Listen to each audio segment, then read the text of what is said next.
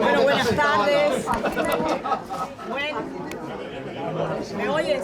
¿Me oyen? No se oye.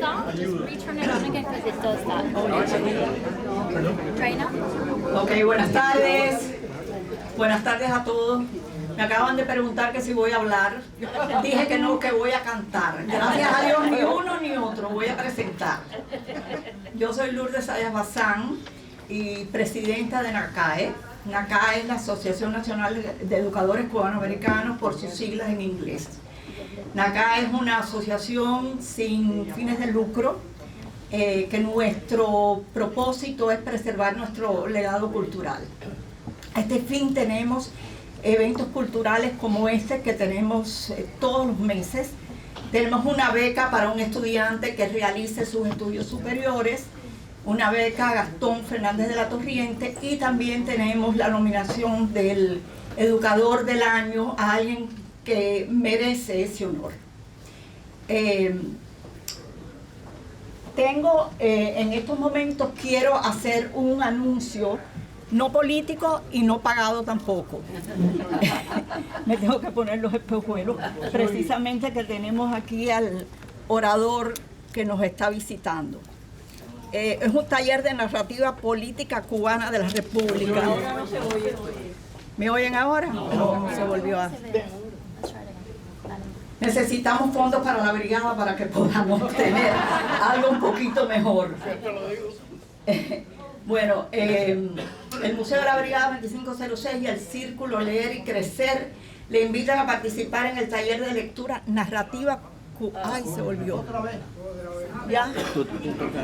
Bueno, ¿dónde lo...? Narrativa cubana de la República 1930 al 58. Es sobre la vida y obra de los más brillantes escritores cubanos, como por ejemplo Alejo... ¿Aquí? Okay. Alejo Carpentier, José Lezama Lima, Virgilio Piñera, Guillermo Cabrera Infante y Severo Sarduy, entre otros. Tenemos aquí al doctor Emilio Sánchez, que es el que va a... profesor y periodista que va a impartir estos cursos, ha impartido cursos universitarios en diferentes organizaciones, universidades en los Estados Unidos, Cuba y México. Y es un programa que comienza el 15 de mayo por espacio de 3 meses. Va a ser aquí en la brigada y están todos invitados. Hay un costo de $100, que es poco para algo tan interesantísimo. Entonces, bueno, voy a presentar ahora, voy a llamar al podio a Eduardo Sayas Bazán. Lo del apellido es pura coincidencia, no es nepotismo, esto es una casualidad. Eduardo.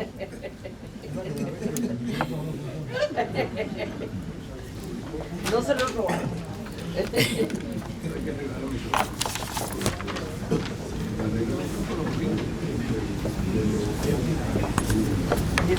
Este no está funcionando, pero podemos hablar en voz alta. Primero que nada, quiero presentarles a los miembros de la Junta Directiva de NACAE, que aquí tenemos con Lourdes a 4, y además a Matilde Álvarez, que está sentada, que por modestia no ha querido pararse. Así es que le estamos muy agradecidos por esta labor que llevan haciendo hace muchísimos años y que apreciamos mucho. Eduardo Federico. ¿Perdón? Federico. ¿Y dónde está Federico? Aquí. Federico Justiniani, nuestro expresidente, que está sentado allá, más modesto todavía. Federico, levántate para que te reconozcan.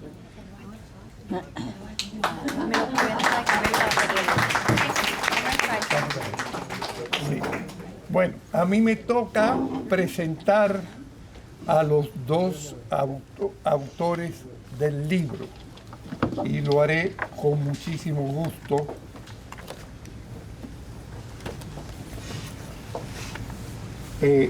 Esta, como ustedes saben, es la segunda edición de este libro. Este libro salió al mercado hace ¿cuántos 2011. años? 2011. En el 2011. Una versión inglesa y una versión española. Este libro, la gran importancia que tiene es que habla de los logros del exilio cubano a través de los años, que es importantísimo, porque este libro no solamente queremos que las universidades de los Estados Unidos lo tengan, sino que también que llegue a Cuba, para que en Cuba se den cuenta de lo que perdieron al volver al país, un país comunista, porque perdieron la crema de Cuba, que ha tenido un éxito enorme en este país, como lo prueba fehacientemente este libro. Bueno, y sin más, entonces quiero presentar primero a Sam Verdeja. Verdeja es, lo voy a decir en inglés porque está en inglés, former publisher and CEO of Hispanic Publishing Group, and former Vice President and Marketing Services of the Miami Herald Publishing.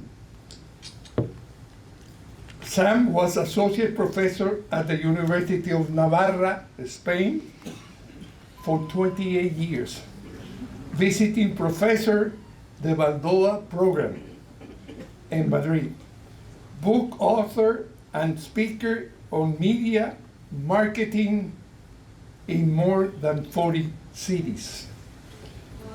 He has a BS in Mechanical Engineering from Louisiana State University. Y aquí acabamos de descubrir que Crisanto aquí era compañero de Sam, me acabo de enterar. ¿Oíste? Sam me ha prometido que no va a decir todas las cosas malas que sabe de ti. La segunda, el segundo presentador, coautor también, es Francisco Frank Rodríguez. Frank tiene un máster en economía de la Universidad de Miami.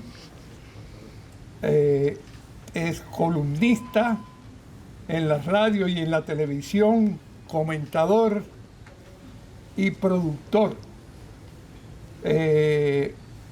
Tiene muchas experiencias con respecto a Pedro Pan y escribió un libro que las narra llamado Pancho Montana. Es editor en inglés y español, o fue, con Simon & Schuster y Thomson Reuters. Originator of self-teaching courses, Auto Inglés, con Firma Express. Así es que tenemos, como ustedes verán, dos personas muy distinguidas que nos van a hacer la presentación. Sí. Presento ahora primero Sam.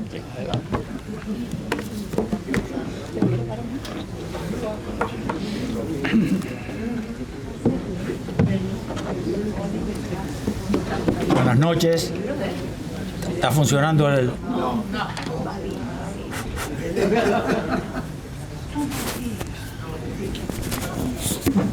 Dubi. Si quieres te acompaño. Bueno, vamos a capela, como dicen. Bueno, ante todo, buenas noches.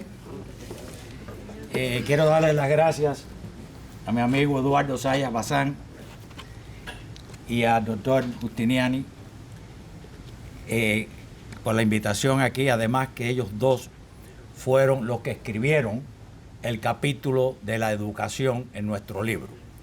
También quiero reconocer al doctor Leonardo Rodríguez, que fue también editor del libro, y que es Leonardo estaba en FIU, está retirado de FIU, fue no solo assistant dean, sino también fue el vicepresidente en FIU, encargado de las cosas.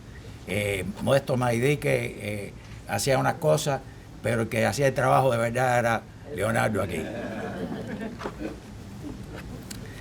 Estamos aquí esta noche para hablar de la segunda edición del libro Cubans An Epic Journey, que la traducción del libro cuando se hizo es Cubanos, un viaje épico. Pero para poder hablar de esta segunda edición, que es de la que vamos a hablar hoy por la noche, tenemos que remontarnos a la primera, que se escribe en el año 2011. En aquel momento, antes de sentarnos a escribir el libro, teníamos unas reuniones, nada más que creíamos que era para tomar café en el Versalles, donde íbamos Guillermo Martínez, que hijo de Guillermo Martínez Márquez, una de las grandes figuras de Cuba, del periodismo, Guillermito, César Pizarro, que en aquel momento era presidente de FACE, Facts About Cuban Exiles, una organización que se crea en el año 1982.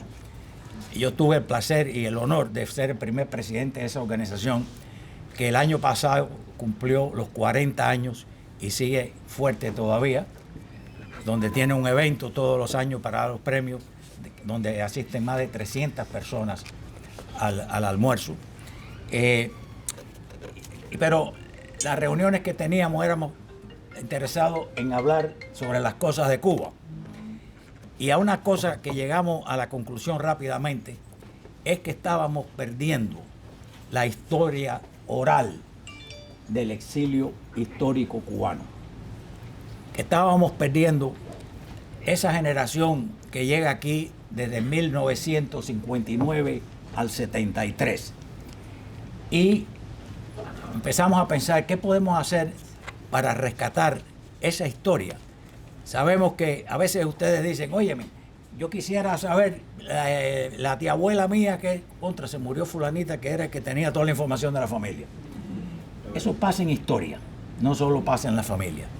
Y lo que nosotros teníamos, el miedo ese, porque empezamos a hacer una lista, si hiciéramos un libro, ¿con quién queremos hablar? Que ha sido figura importante de esta historia. Fulanito falleció. Y íbamos así y nos dábamos cuenta que había que moverse y moverse rápido. Entonces, dijimos, bueno, vamos a hacer este libro. Y empezamos a hacer el libro. Pero nos damos cuenta que lo que teníamos en mente era más que el trabajo de Guillermo y yo. César se voluntarió para levantar el dinero que hacía falta para hacer el libro, porque la idea, para aquellos de ustedes que han comprado el libro por la noche, nosotros no recibimos un centavo de ese libro. Eso va para FACE, Facts About Cuban Exiles, porque la idea fue, y es, y sigue siendo, y lo hacemos, es que ese libro vaya a las bibliotecas, o sea, que vaya a las universidades, que vaya a las organizaciones como NACAE, como todo el mundo. Y entonces dijimos, para poder llevar esto a cabo, tenemos que reunir un equipo de gente. Y empezamos a reunir a ese grupo de gente. Y entonces decíamos, bueno, si vamos a hablar de educación, que es ustedes que están aquí, vamos a buscarnos gente que saben de educación. ¿A quién vamos a buscar? Eduardo Sayas Bazán. Vamos a buscarnos al doctor Justiniani de la Torre, ¿no? Como Rogelio de la Torre. O sea, y entonces, y que ellos, cuando escriban la parte del impacto del exilio en la educación, son los que saben de eso. Si vamos a hablar de medicina, vamos a buscar un médico. Si vamos a hablar de negocio, vamos a estar con gente como Leonardo Rodríguez, y así sucesivamente. Y entonces nos pasa una cosa importantísima. Entonces decimos, en este libro, ¿qué es lo que queremos nosotros? Nosotros queremos combatir 4 mitos o mentiras del gobierno revolucionario, aparte de hablar del exilio. La primera mentira es que en 1958 Cuba era un país atrasado que lo que necesitaba era una revolución socialista, cuando los hechos eran otros. Los hechos eran que Cuba en el año 58 era uno de los países más avanzados del continente y mucho más avanzado en ese momento que era España y Portugal inclusive. Y esto es basado en hechos, no en hablar, basado de verdad en los hechos de las Naciones Unidas, de todo el mundo, researchers o investigadores como Leonardo, metidos ahí a buscar, y ese es el tipo de información que existe dentro de este libro. Entonces, la segunda gran mentira es que nosotros los exiliados éramos todos unos mafiosos. Nosotros, lo que salió de Cuba era la escoria. Aquí nosotros ninguno servía para nada. La tercera era que el exilio no había hecho esfuerzo por la libertad de Cuba. Señores, esto es aquí, no podíamos tener un lugar mejor que que el Museo de la Brigada, para enseñar de la gran mentira, las cárceles cubanas. Nunca ha habido en Cuba cárceles de mujeres por problemas políticos. Entonces, esa era la tercera gran mentira que había que salir al paso al gobierno cubano. Y la cuarta es la gran mentira también, que todo lo que estaba haciendo la revolución y había llegado a hacer era para la mejoría del pueblo cubano. Cuando inclusive 64 años más tarde, o 63, vemos que Cuba está peor hoy que hace 60 años. Peor inclusive que hace un año, que hace 5 años, que hace 10 años. Esas eran las grandes mentiras que nosotros en el libro queríamos ir al frente. Entonces, reunimos, como dije, a un grupo de 31 personas. 2 americanos, no sé si hoy en día le dicen americanos, white, non-cuban o non-hispanic, o no sé lo que le dicen hoy en día, no vamos a entrar en eso. Pero bueno, de eso éramos 29 cubanos. Una cosa, algunos de ustedes se acuerdan del nombre, Juan Clark, que fue profesor y brigadista. Y Juan Clark me decía, cuando terminamos el libro, cuando terminamos el año 2011, y Juan decía, Sam, déjame decirte una cosa grande de este libro, aparte de la información. Oye, reunir a 29 cubanos es difícil. Ponerlos de acuerdo, un milagro. Cada vez que no veía. Bueno, entonces, lo próximo es que entonces, después que sacamos el libro, el libro está compuesto básicamente de 3 partes. La primera parte del libro es por qué estamos aquí. Nos dice, empezando unos años antes de la revolución, lo que era Cuba y cómo a medida que la revolución va tomando efecto, el impacto en Cuba, el impacto en los Estados Unidos y todo lo que está pasando que se va uniendo hasta aquí. La segunda parte, como dije, era esas 31 personas que cada uno era experto, o 2 de ellos expertos en cada una de las materias, y iba escribiendo. La gran diferencia era 2 cosas. A todo el mundo le dijimos, y ellos lo saben, y Leonardo y todo el mundo, vamos a seguir un protocolo, porque no hay nada peor en un libro cuando es de ensayos, que cada uno de los que escribe use su propio sistema y su cosa, porque el lector empieza a leer una cosa y el otro se lo escribe de otra manera. Dijimos, todos vamos a seguir un protocolo. ¿Te acuerdas? Nos reuníamos ahí por horas discutiendo esto. Bueno, el protocolo que todo el mundo lo sigue. Empezamos en los años 50 y pico, con excepción de Eloy Cepero, que para hablar de la música cubana se montó a 1700 y pico, 1885, con el primer bolero, Tristezas. Dile que estoy hablando. Carlos, el presidente está hablando, echando un discurso aquí, Mr. Sam, que te llama luego. Ok. Cepero se remontó con la música cubana. Es un gran capítulo que escribió sobre la música cubana. Creo que tenemos 33 géneros musicales los cubanos. Nosotros somos exagerados para todo. Y entonces, la segunda parte del libro, de nuevo, es los logros. Los educadores, los hombres de negocio, los artistas, la religión que le escribe nuestro gran amigo Marco Antonio Ramos, la introducción del libro hecho por Carlos Alberto Montaner, y la tercera parte entonces es una serie de apéndices con información.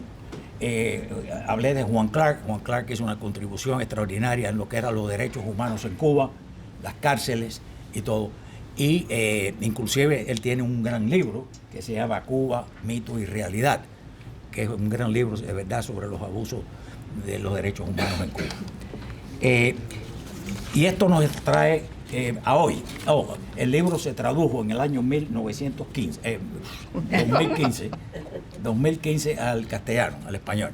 Y la idea, como dijo Eduardo, es llevar ese libro a Cuba. Inclusive, no quisiera divulgar quién lo hizo, pero una persona hizo una contribución y se hicieron muchísimo de las cosas de las computadoras, ¿cómo se llama eso?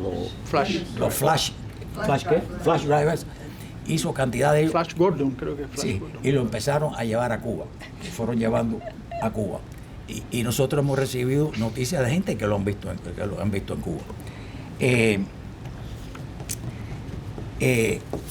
Otra cosa interesante del libro fue uno de los que participó en esto era Howard Kleinberg, que fue editor del periódico The Miami News.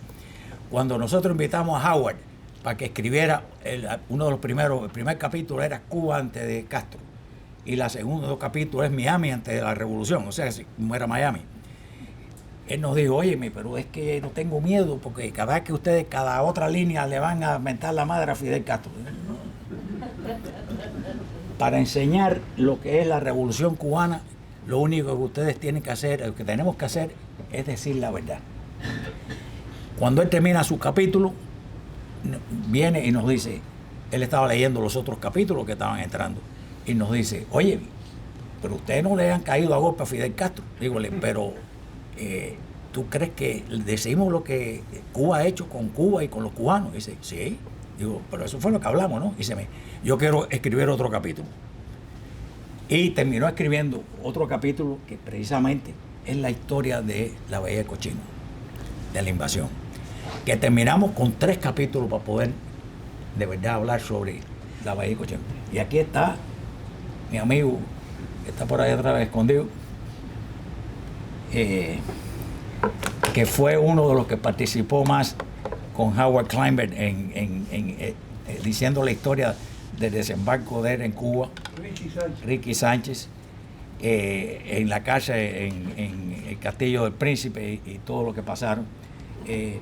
Pero la idea de nuevo era enseñar los datos como ocurrieron, no alardear de nada, es que no hay que hacerlo, señores. Desgraciadamente para nosotros los hechos eran los únicos que teníamos que hacer.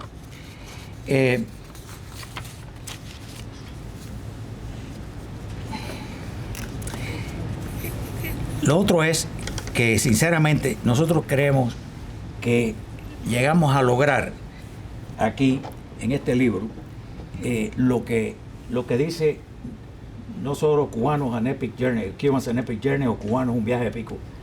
La segunda línea aquí, que en inglés dice The Struggle of Exiles for Truth and Freedom, la lucha de los exiliados por la verdad y la libertad. Creo que se ha logrado en este libro con el trabajo, la cooperación de gente como Leonardo, como Eduardo, como Justiniani, como Sánchez. Fue sinceramente un proyecto de amor, como trabajaron la gente en este proyecto. Muchas gracias.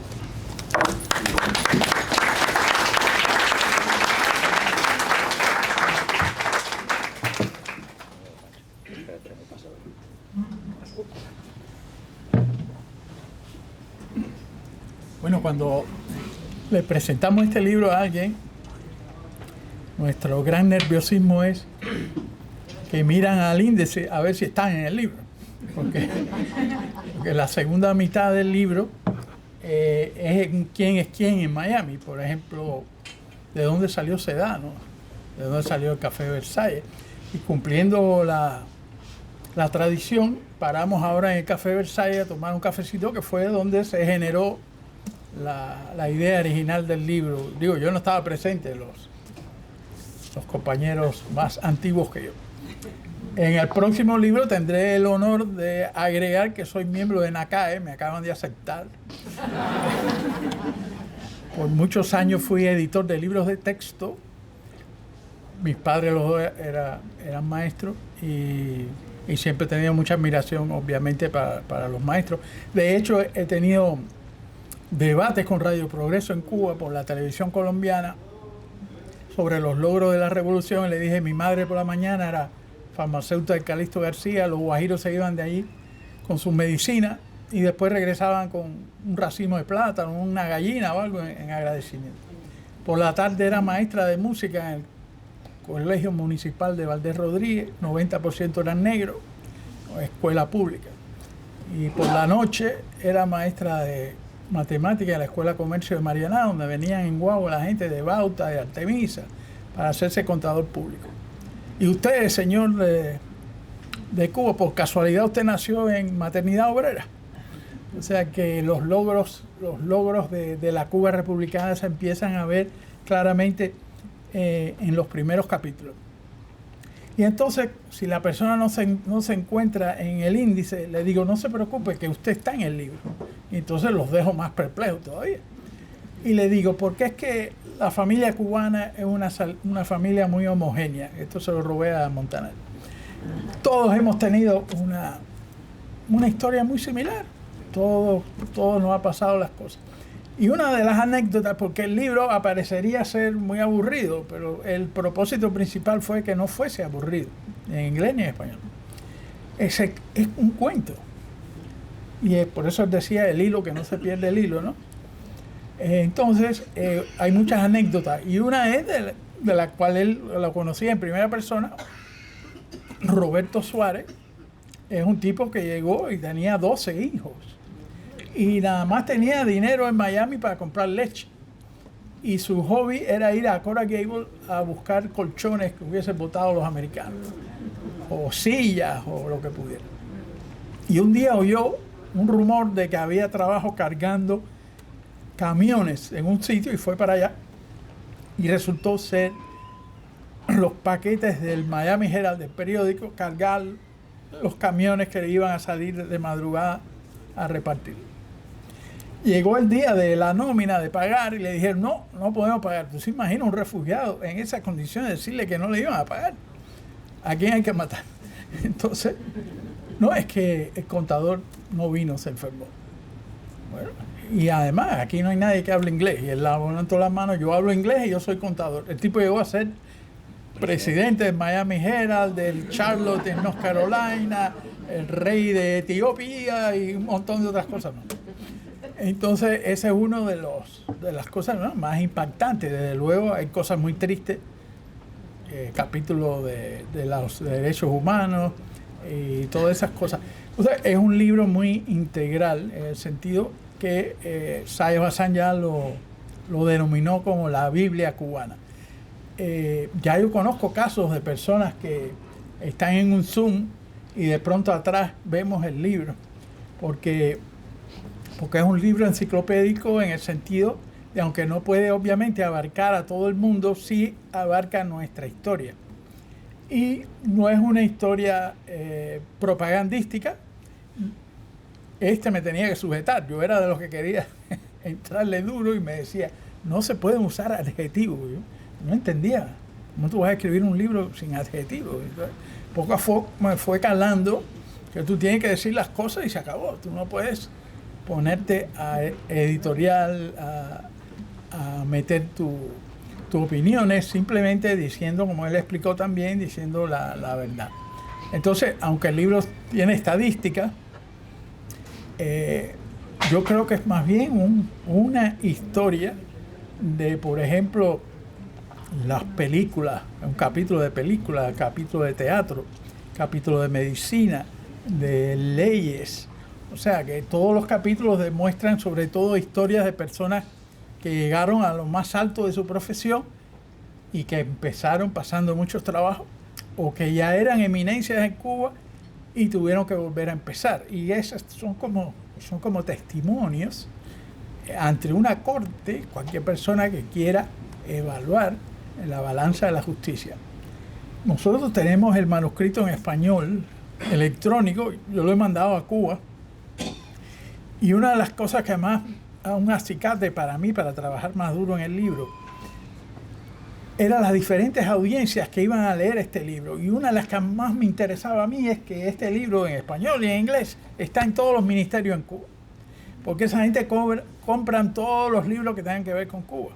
Entonces toda esa gente que son nuestros enemigos se tienen que disparar, como decía él, tienen que ver lo que hicieron los exilados y cómo a pesar de tantos años no nos hemos olvidado. Oye, eso tiene que tener un impacto sobre cualquier persona que tenga dos dedos de frente, ¿no? En Cuba te dicen, bueno, antes, no tienes que terminar la frase, todo el mundo sabe que antes es antes de la revolución. La gente ve los edificios y se dan cuenta, oye, aquí había una civilización, como si nosotros vamos a Grecia, ¿no? Pero además de esto, ese libro en Cuba está penetrando en la gente que están encargados de hacer propaganda contra nosotros.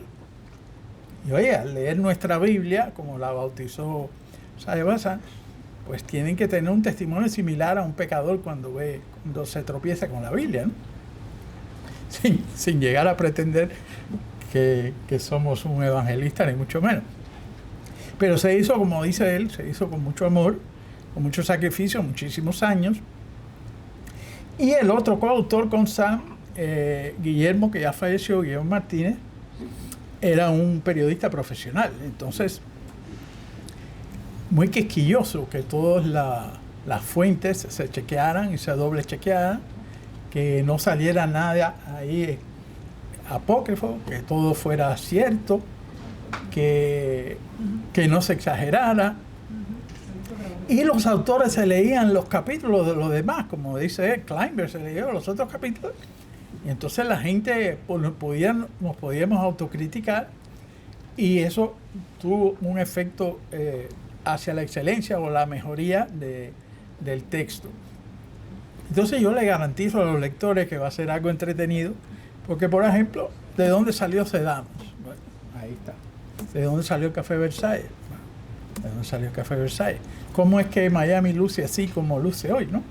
Que es una joya, y Miami viene siendo la Corea del Sur de nosotros, el Taiwán de nosotros, viene siendo la Alemania occidental de nosotros, y hemos dejado un testimonio en Miami, en muchos lugares, de nuestra presencia, y este libro contribuye a ese legado para futuras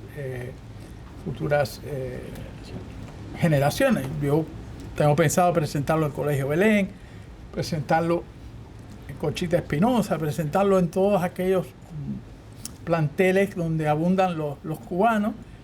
Ya lo presentamos en la Universidad de Miami, presentarlo en FIU, presentarlo donde quiera que nos lo permitan, para que se esparza este conocimiento. Y la próxima labor será la traducción al español. Pero antes de eso, el señor es incansable y se ha metido en otro proyecto con el doctor Leonardo Rodríguez, nada más y nada menos que una cronología de la historia de Cuba desde antes de Colón, presentando todo hasta el año pasado, todos los eventos importantes. Eso me recuerda una vez que fui con Montaner, con Carlos Alberto, a la casa, ¿cómo es?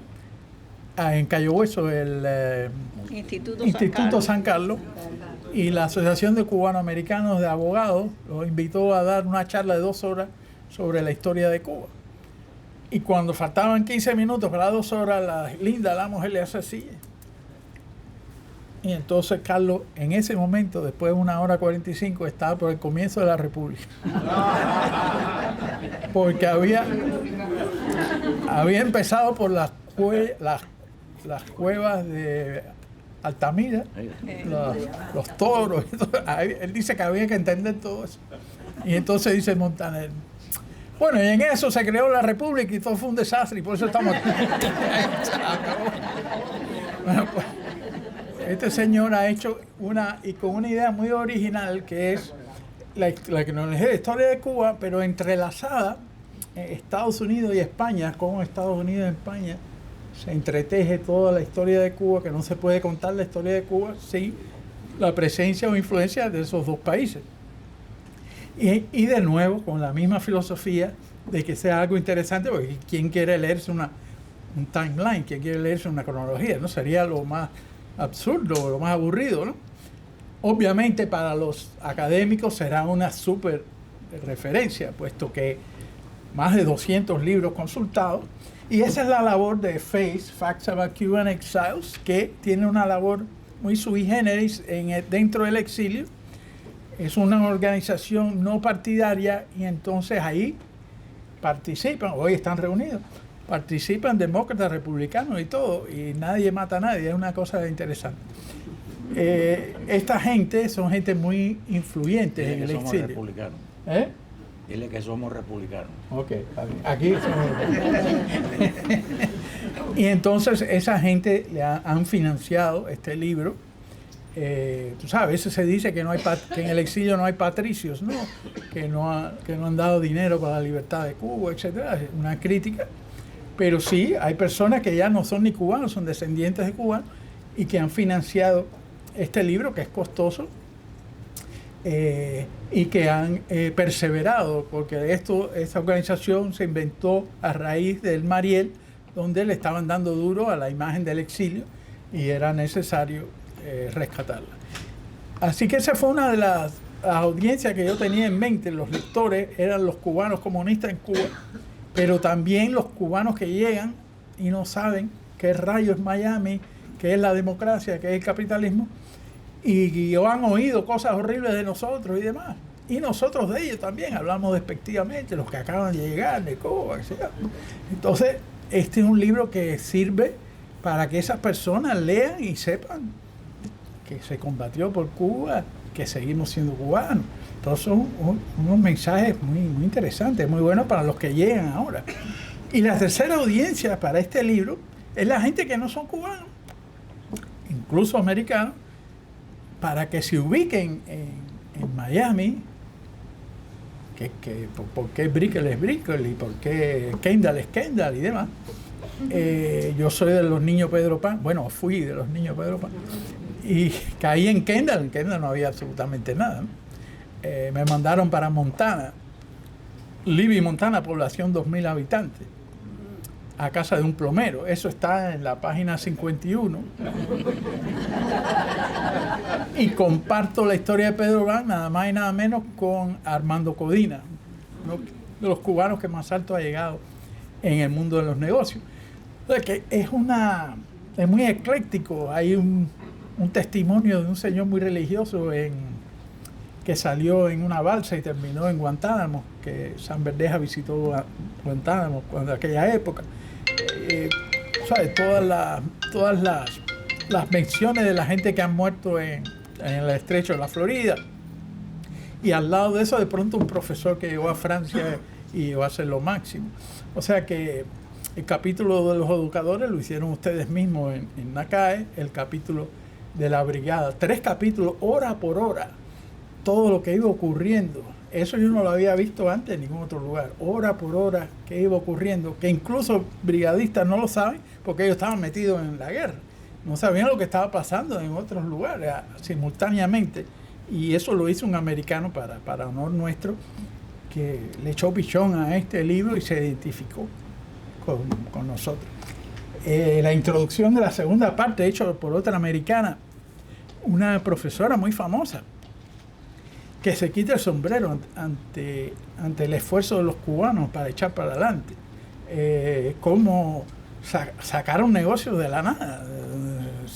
Y los banqueros que le daban préstamo a la gente por su carácter, por saber que eran personas honorables que iban a pagar.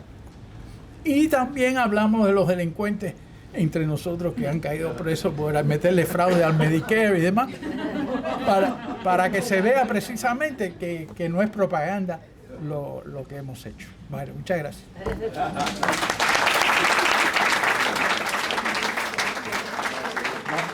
No sé si tienen algunas preguntas o... Yo quisiera decir unas palabras. Diga. Si me dejan. Bueno, déjame presentarme. Yo soy, como usted dijo, muy amigo del doctor Justiniani, porque empezamos juntos. Los primeros pacientes que nosotros vimos, el doctor Justiniani y yo, en el mismo lugar, en un pabellón, el mismo pabellón del hospital Calixto García. Estábamos de estudiantes de medicina. Y después el destino nos siguió poniendo juntos. Ustedes saben que él fue el director de enseñanza médica del hospital Monte Sinaí y yo fui el jefe de hematología del hospital Monte Sinaí y el director del departamento de cáncer también del hospital, hasta que me fui del Monte Sinaí en el 2002. Pero sigo trabajando. Pero yo le quería presentar otro libro, porque este señor que está aquí ese retrato. El libro se llama La Vieja. Es un ejemplo de varias cosas. Este señor llegó a mi consulta en 1989, referido por la Cleveland Clinic, no de aquí de la Florida, de Cleveland, de Ohio. Y vino usted, venía en una silla de ruedas con su hijo y su esposa. No podía moverse por los dolores terribles. En resumida cuenta, lo mandaron porque tenía mieloma múltiple. Y él le dijeron en la Cleveland Clinic que le quedaban 2 o 3 meses de vida y que viniera a la Florida porque él tenía una buena casa aquí. Él resulta que era el jefe de una compañía de abogados con base en Cleveland y en Suiza. Pero tenía una casa aquí y le dijeron, mire, le quedan, esto fue en noviembre del año 89. Le digo, ahora viene el frío, no, váyase para allá. ¿Y qué es lo que es? La primera cosa es que da la casualidad que esta enfermedad que él tenía, múltiple mieloma, en aquella época, la supervivencia media eran de 2 años. Vamos a ver. 2 años.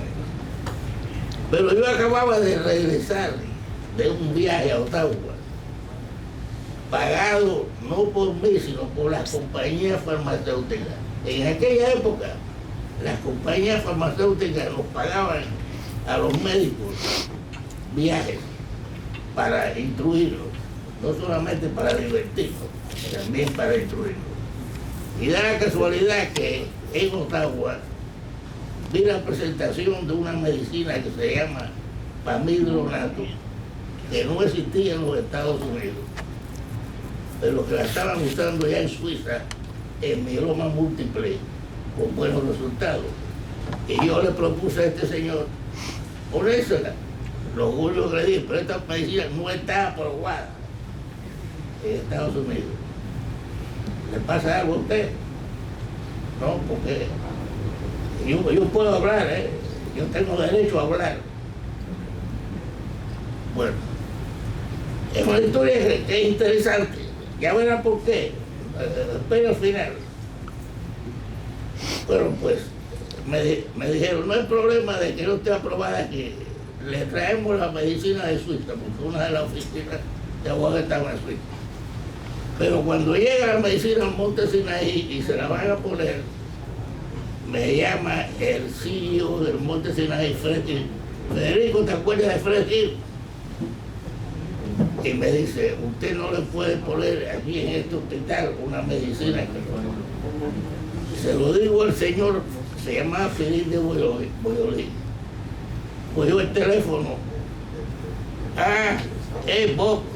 Sí, mira, habla con el señor. ¿Sabe con quién está hablando? Con Bob Martínez, el gobernador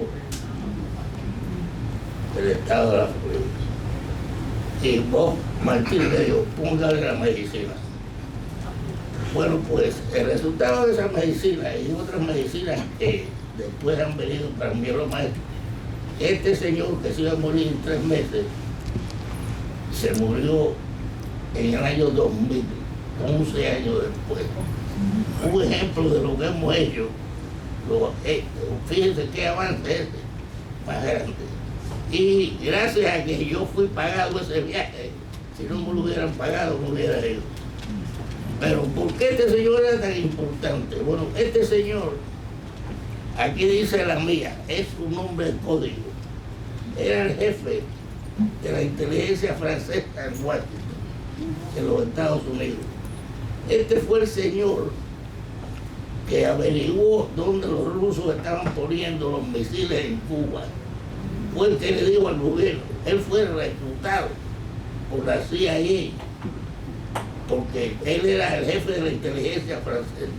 Y se acuerdan que el gobierno de De Gaulle tenía muy buenas relaciones con Castro, porque el gobierno de De Gaulle estaba infiltrado por Entonces, en la CIA, sin que lo supieran los franceses, le pidieron que le hiciera el favor, porque él viajaba libremente a Cuba de tratar. Perdón, para no llegar a la historia de eso, porque ellos vinieron a hablar sobre el libro que nosotros traemos. ¿Cuál es? O sea, el señor estaba ligado con la CIA y hizo el libro. Okay. Y este es el libro de la historia verdadera. Bien. Pero este fue el señor que descubrió dónde los rusos estaban poniendo. Bueno, perdón, sobre eso hay 17 historias. No, esta es la historia de verdad. Bueno, ok, pero mire, que voy a decir. Sí, le agradecemos para dar un chance a las otras personas que están aquí también. Dígame. Él le vendió su historia a Leon Euler, que hizo el libro Topaz. Lean el libro Topaz y después la película Topaz es la historia de este señor. Ok. Y vean lo que pasó en realidad.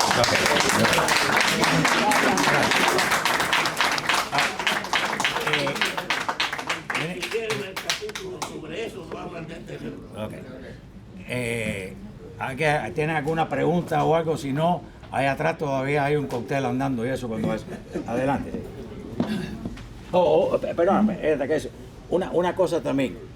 El libro este ha sido patrocinado, entre otros, no, ya me lo tomé todo, menos mal. Este libro ha sido patrocinado por The Knight Foundation, que es una de las fundaciones más grandes de los Estados Unidos, porque la idea que lo hacemos es también enviárselo a las universidades y a a las bibliotecas. La semana pasada hubo una reunión aquí en Miami de 63 directores de bibliotecas de los más importantes de los Estados Unidos, y cada una de esas personas se fue de Miami con una copia del libro. Qué bien. Eso es parte de la idea, precisamente. Como yo le dije, como yo le dije a ustedes, ni Eduardo, ni Leonardo, ni el doctor Otiniani, ni ninguno de nosotros recibe un centavo por toda esta cosa. Todo va para Face, precisamente, para hacer las copias, para enviárselas a todas estas. Aquí tenemos el Chino Agüey, que usa este libro para dárselo a gente que viene a visitar Miami aquí, de instituciones. ¿Es cierto eso o no? Y para hacer ejercicio también. Y para hacer ejercicio también, dice Pancho. O para cuando el marido llegue tarde también. Pero quería hacerle esa observación. Adelante, por favor. Sí, viene a cuento lo que decía acerca de la biblioteca, porque a mí me interesó de inmediato el libro y empecé a buscar mi lugar favorito. Yo soy quizá la persona que más se ha beneficiado del sistema de bibliotecas en Estados Unidos, y son cientos de libros los que he leído a través de mis más de 25 años en este país. Y no lo pude conseguir. Es decir, que la biblioteca del sistema de Miami quizás está como referencia y nos lo prestan, y por eso lo he llegado a pedir a ustedes que pidan un poco más para que fuera circulante. También lo traté de buscar en Amazon, dice que no existe. En Amazon no hay más, dice, no hay. En este momento no lo tenemos. De todos modos, quiero aprovechar esta intervención que tiene como fin pedirle a ustedes más libros para las bibliotecas, para significar la importancia del libro, porque no solamente la información es importante para Cuba, sino tiene importancia precisamente para los cientos de miles de cubanos que están viniendo, que no solamente no conocen nada del exilio, sino no conocen tampoco de su propio país. Estamos en una etapa prácticamente de disolución, quizás soy exagerado, de la cultura cubana. Es un país derruido, erosionado en lo político, en lo económico, en lo cultural y hasta en lo geográfico. Y es terrible, es terrible. Semanas atrás me encontré con el padre Rey Espía de Esmeralda, en Camagüey, y hablamos del patriotismo. Decía, una de las mayores dificultades que tenemos en Cuba es cómo nutrir el patriotismo cuando las personas se están yendo. en desbandada, porque ya aquello no les gusta, no lo quieren. Yo creo que libros como este pueden hacer mucho precisamente por rescatar la cubanidad y que Miami siga siendo el reducto de la cultura cubana. Gracias. No sé si hay alguna otra pregunta. El libro está a la venta. Hay más libros todavía. El libro, nos recuerda, el libro, creíamos que estaba todavía en Amazon. Tenemos que chequear a la segunda edición con ellos. Pero bueno, Amazon generalmente lo tiene en $35. Te lo manda. Lo tiene Pancho y Face y nosotros aquí hoy por $20. Y de nuevo, no va. ¿Cómo es? Oh, ok, no. Sí, no va, no, el dinero va a Face, no va a ninguno de nosotros. ¿Quiere decir algo antes de irnos? Ok, bueno, si no, nos vemos ahí atrás si Dios quiere. Gracias por venir. No, gracias a todos.